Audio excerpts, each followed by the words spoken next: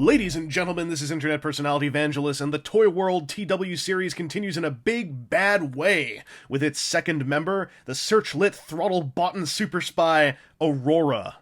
Unlike his official IP counterpart, Searchlight, Aurora turns into a Range Rover Evoque, rather than a Ford RS200. This aroused some heated discussion in the fandom, but since I don't know jack all about either car, or really any cars, I didn't understand any of it. I do like this alt mode, though. It's got the same qualities as Grindrod with just a little bit more visual polish. It's just as robust, just as simply and strongly detailed, and feels right. It also has a silly-looking vanity plate that can pop out for possible combiner reasons that I remain a bit skeptical about. Its underside has some detailing, but the front part lost a lot of that for the sake of weapon storage. It rolls, it looks great with neo-classics, and hey look, it's time to transform it!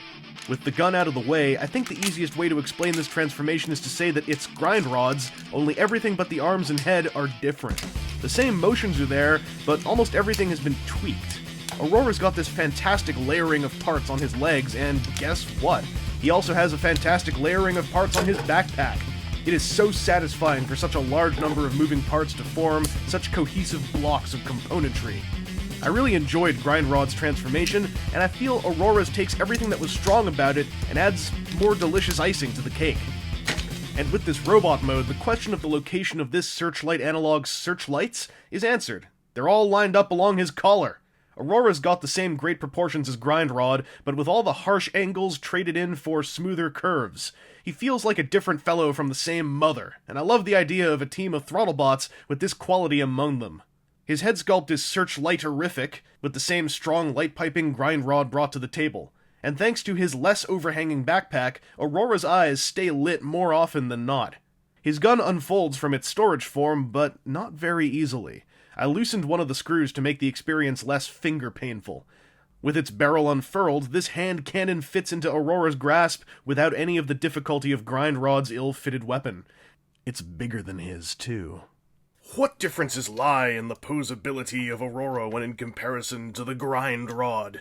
Almost none. All the joints that you saw in Grindrod are pretty much represented here, right down to the lovely waist joint, the strange, non-ball-jointed hip joint, thighs, the double-jointed knees, and all that stuff up here that I didn't really talk about because you've seen it already, and you know how bodies work. The main difference about this guy is that he's got this tiltable foot. Now, it doesn't tilt the entire undersurface of his foot, but the major front surface does tilt. What this means is that, whereas Grindrod was able to stand quite happily with his feet in any position, Aurora is able to also flatten the front of his boot, thus having a more aesthetically pleasing look when he has his legs all wide open and whatnot. I also find that Aurora feels a little bit less tight. Now, I think the engineering on Aurora is a bit better than Grindrod, but the construction quality actually doesn't feel quite as good. He's by no means bad, but just things like this, they're a little bit looser. Things like this are a little bit looser. I'm racking on him, like I can still, have nice, smooth motions that do not go loose when you shake him or anything like that. Oddly enough, this guy's waist also has a detent, like it locks here, and then it clicks a little bit, and then it clicks a little bit. It's weird.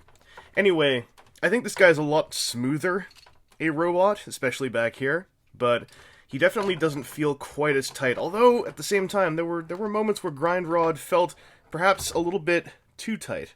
So Aurora hits a different balance. I'm not sure if it's a better or worse one. It is a different balance of plastic tolerance. It definitely is not as cementy thick as Grindrod's, though. But it also doesn't suck. How many ways can I reiterate this? I don't know.